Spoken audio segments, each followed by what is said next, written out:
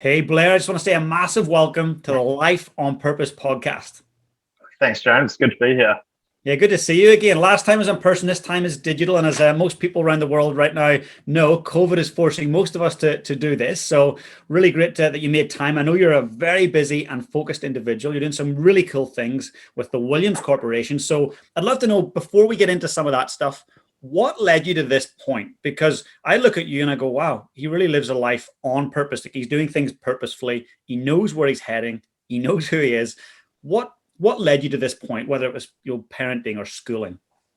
It's a really good question, actually. I suppose it's one of those things where I was fortunate enough to start in business quite young. So Matthew, my business partner, and I could sort of try out a lot of different things before finding the right thing that we ended up being good at. And I think that was one of our really key things to success, is being able to start young at a really small scale and learn what doesn't work, before also having commitments and family and heaps of staff you got to look after. Just sort of really just being able to do what you want, when you want, try lots of different things, with sort of only yourself to be responsible for. That's amazing. And when you talk about that, and I think of some of the greatest, like say Jeff Bezos, another person, Bill Gates, they've tried lots of things, Steve Jobs, they keep trying until they hit the bullseye. So for someone that's listening, they're going, yeah, I'm young. Yeah, I'd like to live that life. I want to create that lifestyle. Where do they start when they come up with an idea or they have 100 ideas? How do they just take the first step? Really good question. I suppose like one of the most powerful things we did was try lots of things, but then also one of the biggest handicaps was trying lots of things. So I think it's really easy to get caught up in the notion of millionaires have 10 sources of income or 12 sources of income. And when we started out, we sort of had a business doing temporary fencing. We were about 18, 19. It was going reasonably well. And we thought the best way to get there is to have 10 businesses doing reasonably well as opposed to just one. And then the sort of the best lesson I learned from that is just, if you want to be the best at something, you're always going to have competition in your space. And if you think that you can do something really well part-time versus your competition who's got nothing else on their table and just doing one thing full-time, they're always going to beat you. So I suppose one lesson is you need to try lots of things to figure out what works and what you're good at, but then you have to accept the reality of probably narrowing down into one or two key things. And as far as getting started, it depends on the person. I think if someone knows an industry or a field that they know they're passionate about, they know they want to get involved in, I think the best thing to do is actually go work for essentially the company you idolize to, I wouldn't say follow or copy, but someone in your space where you're like, this is the company that's motivated me to get involved in, say, construction, because then essentially you're getting paid to learn. You're getting surrounded by the best people in that industry, you're getting paid for it, and then that'll sort of teach you a lot of lessons that otherwise might have taken you significantly longer to learn, if you just started from day dot with no experience trying to just sort of punch your way through it.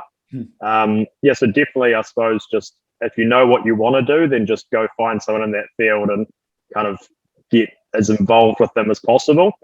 And if you don't know what you want to do, I suppose that's probably the hardest thing people face. It's just a time thing, really. It's just writing things down, trying things, talking to people, trying to, I wouldn't say work experience, but just immerse yourself in different topics until you sort of go, I think that's the one I want to be in. I love that. And it's like when you say that, I'm thinking of success leaves clues. So when you start to model someone who's doing what you want to do, you're learning from the clues that they're leaving. Yeah, definitely. That's so cool. So you had all these things, potential opportunities going on. Now you're with Williams Corporation. You guys are driving an amazing product and business. So what was the catalyst to go, okay, we've got 10 options. No. We're going to go into this funnel and this bucket here, and we're going to work on this and we're going to make it world class. Yeah, I suppose for a while, like we had, like I said, we started temporary fencing and just like labor-only build contractors. And then we sort of spread ourselves a bit thin. We got trucks and diggers and drain layers, and we had like a waste management company, an IT company, just everything you could imagine. We'd pretty much tried it. And then sort of in Christchurch after the earthquake rebuild market, the market went from being really hot, lots of work on, to sort of tightening up a little bit as sort of that rebuild sort of plateaued and finished off. And we sort of went from having these, say, 10 businesses all making a little bit of money to 10 businesses sort of all treading water or losing a bit of money. So it was sort of time to do some soul searching and going, well, one, what do we like doing? And then two, what's actually making us money? And then it sort of came back to, we liked building homes, would make money doing it. It was enjoyable. That required the least amount of staff. And then essentially that money was being used to prop up all the businesses which on their own face probably wouldn't survive. So that was sort of quite a clear strategic moment of going, well, we know what the writing's on the wall. We need to keep doing what we like doing and what's making us the money and get better at that. And then let's wind up the rest of it and just focus on the one key thing moving forward, which was property development and is now Williams Corporation. And there was probably after that time, maybe 3 years of actually figuring out what our product is, what are our strengths, what are our weaknesses, how do we refine it, how do we actually get a scalable business model. And it was sort of as soon as we sort of managed to evolve from doing like renovations and single house spec homes into that multi-unit space, that was sort of the light bulb moment of, yeah, this is the formula. We know it works. We know how to do it. Now let's scale this as much as we can. That's brilliant. I love that. And so for people who have a business or they're thinking about it and they're maybe part-timing it, they want to move to full-time. What are the key things they need to be considering when they're running a business? If they're a solopreneur and they want to build $1 billion empire, it's going to be difficult. So what are the key things that you think about when you think of business in terms of team, finance, marketing, all those? What are those key buckets that you have in your mind as a person who's running a large company? I suppose one of the main things that made Williams Corporation grow as much as it did was sort of we always were very sales focused. So I sort of go, if a business is a spear going out into the marketplace, you want to have sales at the tip of the spear.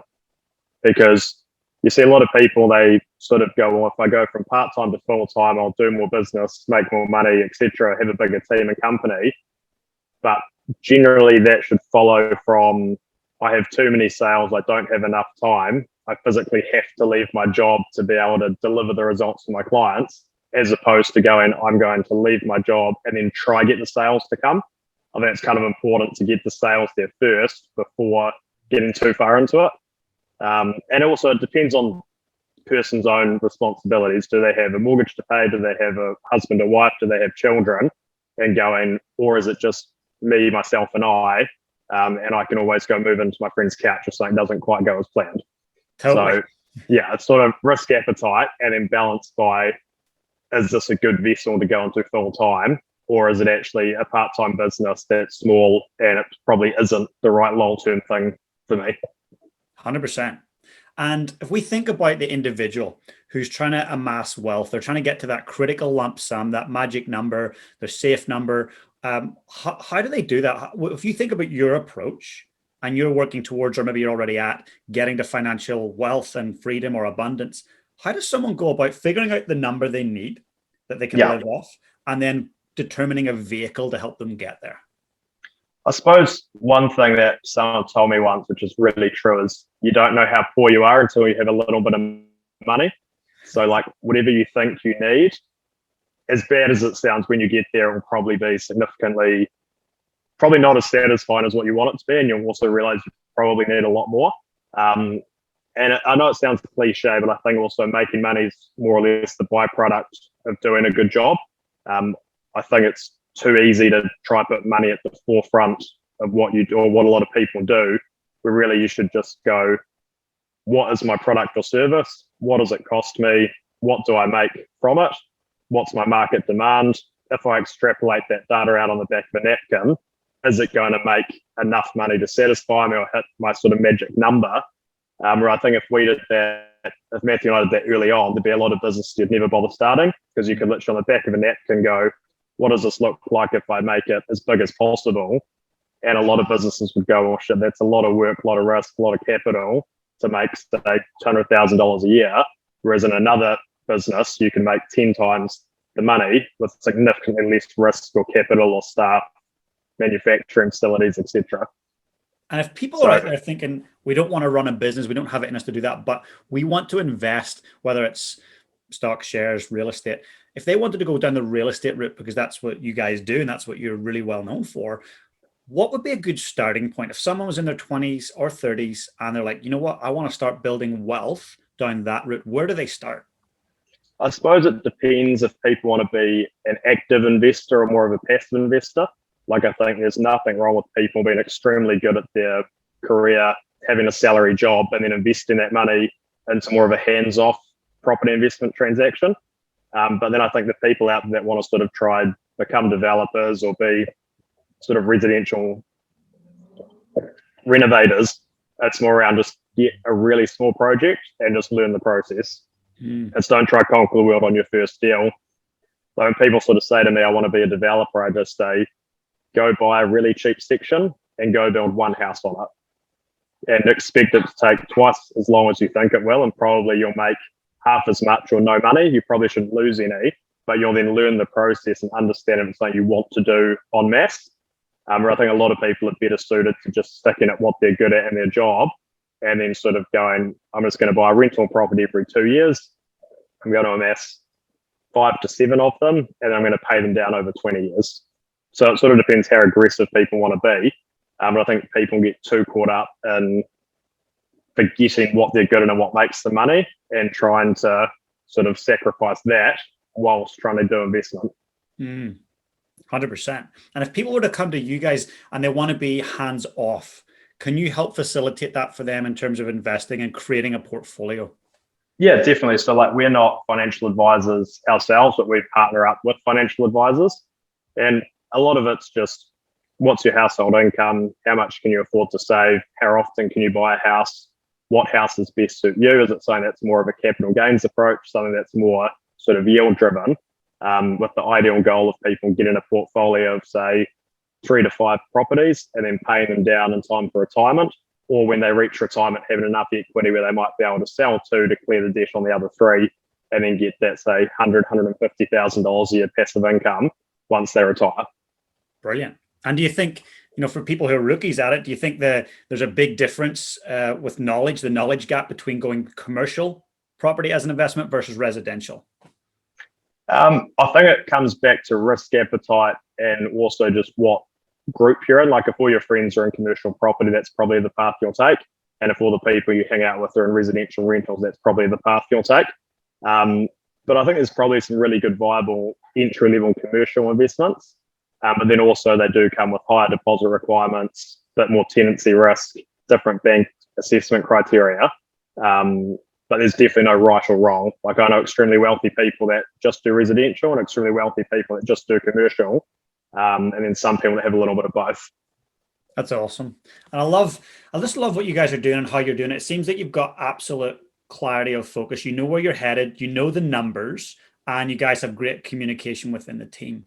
So when it comes to goal setting, like for you personally and for the team, do you sit down and go, okay, the next 5 years, this is it, or the next 24 months, this is what we're doing? What's your goal or even your objective process? How do you make a process to move forward towards that? I suppose it's more like we're big believers in having what I call a really dumb big goal, where we sort of have our 100-year plan of what the business is and what we want to achieve and why I want to be around in 100 years' time. Then we have sort of a more tangible 10-year plan, roughly tracking what we want the business to be looking like progressing through those 10 years. And then you sort of have your immediate goal of the next 12 months, but it's sort of really big, a bit unbelievable, makes you feel a bit uncomfortable, but it's sort of, you want to lift your thought process to, instead of selling 100 homes a year, how do we sell 1,000 and work backwards from that, as opposed to sort of being a normal business where they go, let's try grow 10% a year. It's more let's go for a really unobtainable goal and work backwards from that, which essentially works backwards from sales and marketing. That's brilliant. So you set your vision and then you reverse engineer the process from there. Yeah. So it's more like we, last financial year, we sold just over 700 homes and we want to sell 15 to 2,000 homes this financial year. So step 1, let's double our marketing and then let's see if we can double our leads, and then let's see not what breaks first, but then if we go, okay, we've now got too many leads, we need to get more people in the sales team, and then it sort of all works backwards from that. Just with that same ethos of put sales at the tip of the spear and then work down the spear as needed. I think too many businesses grow everything else to try hit their growth without actually seeing if the sales are going to be there. And then all they do is get swamped by overhead and achieve the same result, but with double the cost of operating. Amazing. That's such a great insight. A lot of people will probably not take that approach in their first step. So to hear that now, I hope somebody is listening to that. That's like to step into it. That's bloody brilliant. I love it. And Obviously you're doing massive things, like huge things, and you guys, you have a life to match it. So what are the challenges with professionally driving really hard and then balancing it with health, with relationships, all that other stuff? How do you manage it all? I suppose it's more, I think it really helps business wise just doing one thing and doing one thing really well. So even though we have a lot on, it's more or less the same kind of products, the same systems, the same processes, not bogging yourself down in unnecessary admin day to day in the business. And that sort of frees you up where you're not trying new things all the time. So the business, although it's big and there's lots of things going on, it's not playing on your mind every night, you're sleeping really well. And then essentially empowering your team to be responsible for the work they do. And that obviously flows on to essentially making you feel clear and good. So you can go to the gym, you can do date nights, you can do time away. I think too many people wait too long to empower their team and try to do it all themselves, which normally comes at the detriment of growth, not the other way. Mm. And what was your greatest obstacle? Was there a point where you guys were kind of two or three or four of you guys juggling some things, and then you realized, okay, there's a tipping point. We need to hire. Was there an obstacle between where you guys were at, where you needed to get to when you were hiring? Yeah, it was kind of similar to what I said before. The business grew because we started selling essentially a lot more than what we were. So you sort of grow the sales team and you go, okay, well, now we need to grow the consenting team. Okay, now we need to grow the delivery team. Okay, we need to grow the finance team. So it was reasonably incremental. But yeah, it was definitely that point of just, I suppose, like I said, we do the same thing over and over again. So say a widget for us is say a block of 15 townhouses, the exact 1 to 100 steps to deliver that project. So then sort of what each part of the team's capacity constraints are and know when a second person or a third person or a fourth person is needed, because we do the same thing over and over again. Brilliant. So in terms of scaling, so we fast forward 10 years, 20 years, 30 years, what are your ambitions as a company when you're scaling from here where you are now, and where will it be sitting in that, 2 decades? Yeah, I suppose one thing is like there's always going to be market risks of getting too big in one city or country. So I suppose like for New Zealand, ideally it's around that 15 to 1700 homes a year. And then we'd really like to go take on Australia and just try to sort of a low scale test case in 3 different Australian cities, just say a block of 6 in each. Park that for a year, see how it goes, then go, what were the sales like? What were the councils like? What's the government like? What's the margin like, the construction team? And then see if there's a viable market to then essentially replicate what we've done here over there. So that's sort of the next, say, 1 to 4 years, that sort of time period. And then ideally just see where else we can take that around the place. I love it. You'll be a global titan before we know it. Yeah. So building good. houses everywhere, hopefully. Hell yeah. I love it. And it's interesting. Yeah. So the one word that came to mind as you're saying that was testing. Like take your idea and then test it. Get out there and test it. So you're going to Australia with an open mind, not these preconceived expectations or ideas. You're like, we'll go there. We've got a formula. We're going to test. We're going to market. We're going to try that. We're going to evaluate. And then we'll make it a big decision whether we invest long term. Yeah, 100%. I think that's one thing we learned quite well when we went from just developing in Christchurch and went into the Auckland market. We sort of bought 3 or 4 projects to test the market, and exactly what I just talked about, where it would have been a lot easier if we just did one and just had the one, except it's going to take a year longer to get there, but then just learn all the lessons in one project and then replicate it on scale. And then that worked really well for us when we then branched into Wellington, just having that one test project. And then we'll go from delivering 7 homes in our first year to 200 the following, as opposed to having that growth appear fast at the start, but actually it's not. But it's just a bit of aggressive patience is what's required. Aggressive patience. I love it. Yeah, I love it. Aggressively patient. I need to be more of that at times. As a young dad, well, not so young anymore, but as a dad with a youngster, aggressive patience would be a good thing. I love it. And let's talk about wealth, right? Because there's so many connotations around wealth. And, some people have this anti-wealth thing like, hey, money's bad, or, money doesn't grow on trees, this negative wealth mindset. So as someone who's operating with millions of dollars and you're investing and you're transforming other people's lives in the process, what do you think is a great way to think about wealth and how wealth can help the world, the community? I suppose it's more like there's an abundance of wealth and money. I think there's a preconception that if someone's done well and gotten wealthy, especially in New Zealand, it's at the detriment of somebody else. And I think, don't get me wrong, there are some corporates and large businesses where that is the case. Like they might get wealthy but ruin the Amazon rainforest or drop 50,000 litres of crude oil in the bloody Gulf of Mexico. But I think generally it's more shifting the focus away from capitalism and towards ethical capitalism, where we can make money, our builders can, our suppliers can, the person we bought the land off, our investors that give us money can, the home buyers can when they settle their home. So I think it's more people don't need to look at wealth as a win-lose. It can be a win-win. And the fact is, like right now, there's $11 trillion in banks getting negative interest. Like there's just so much money in the world. That's and people madness. are so, people are so caught up that just because you have some, you've taken it from someone else, when that's not the case. Or in most cases, that's not the case. And for you, as you're building wealth, and when you look at the span of life, you're still really young and you're doing incredible things. What's it allowing you to do for your own personal life and your family, your friends, your community? Well, I think it's sort of like it's freedom. You can do, honestly, you can do what you want, but you don't need to worry about buying food, paying your power bill, paying your mortgage. If you want to go on holiday, you can. If you want to take friends out for dinner and cover the bill, you can. So it's more just, I think it frees up your mind to think at a higher level. I think there's actually a lot of studies showing that if people are worried about paying their bills, it essentially puts their mind into a primate state of going, I'm living hand to mouth, and then they can never think about getting ahead, improving themselves, their health, their relationships, their business, their job, etc.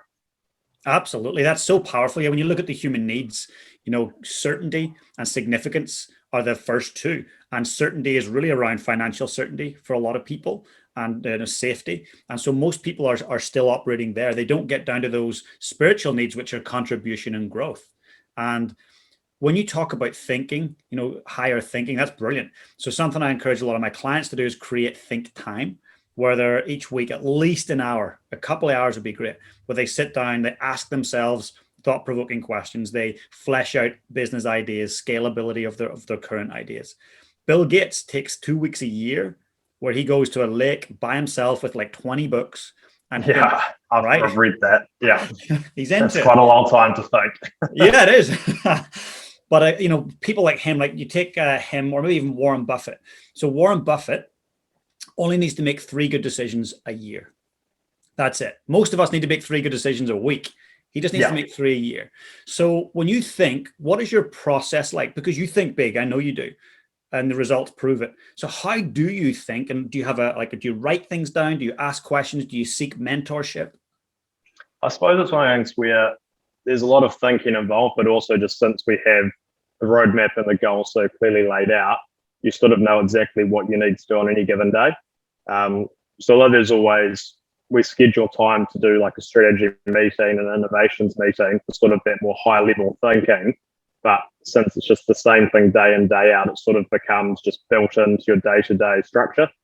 It's not something that you have to go, I haven't thought for a while, let's make a plan about what we're doing in a year's time, because it's all been mapped out and worked backwards from. Yep. So you actually, it's a part of your framework. It's part of the fabric of who you are. And it's just part of the day-to-day. I love we that. sort of have a business ethos of get 1% better every day, and that's not in one particular area. That's just us with what we do every day, what the team does every day, what the contractors do every day. It's just, I think growth and success is tens of thousands of small things done slightly better, because I think too many people focus on it's not working, where's the one big change to make it work.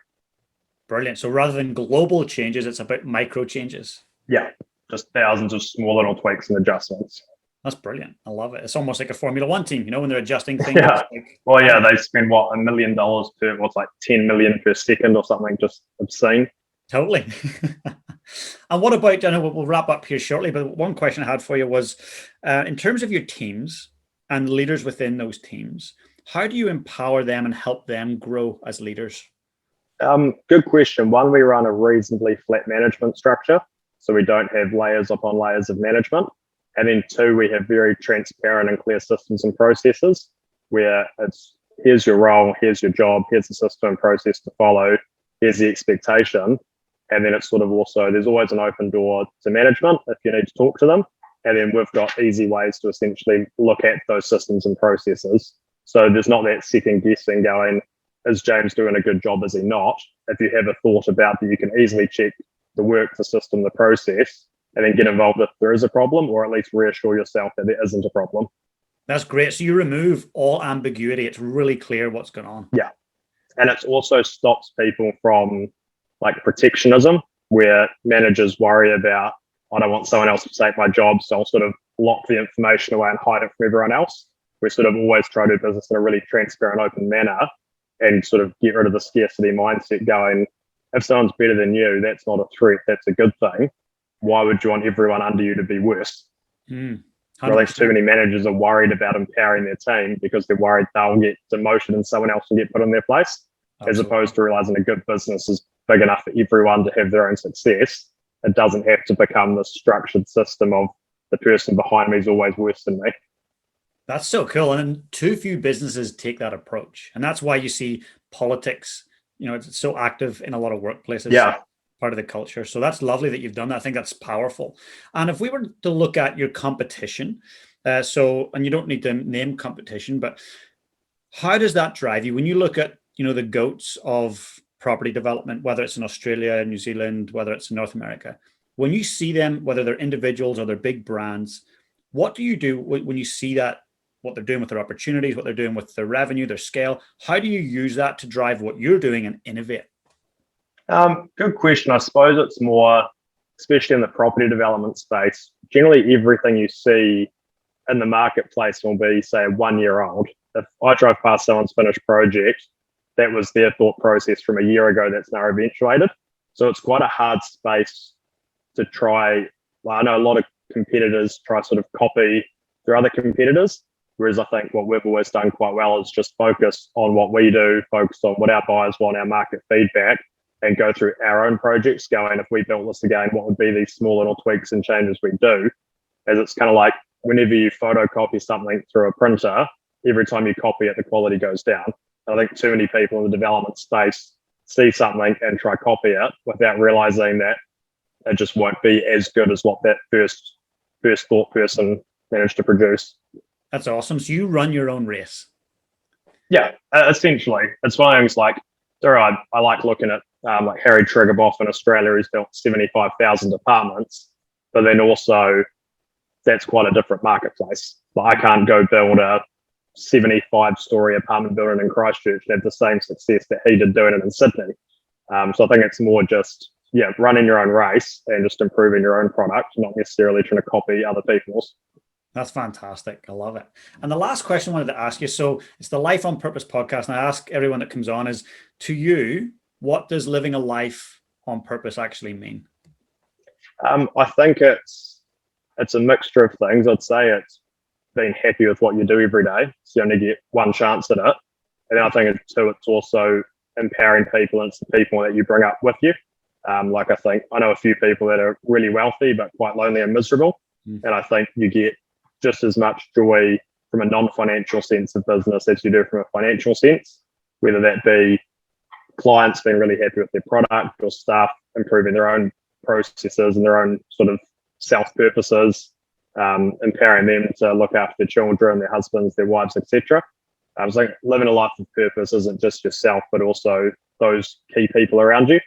And it's a lot more than just sort of financial merits. That's amazing. Well, hopefully everyone that's listened to that will take some notes on that, because what you're doing financially, professionally is just incredible. But what you're doing in your personal life matches it. And I think that's the real synchronicity. And that's the joy that you get from what you do, is that there's all these things that happen and you create from that process of thinking the way you think. Definitely. So thank you so much for taking the time, Blair. No problem at all. And the company an epic year ahead. Yeah, no, thank you. It'll be maybe we have to do a catch up in a year's time and see how we went on our goals. Let's do it. Cheers, Blair. No, thanks, James. You have a good one. Hey guys, if you enjoyed the content today, please smash that subscribe button below.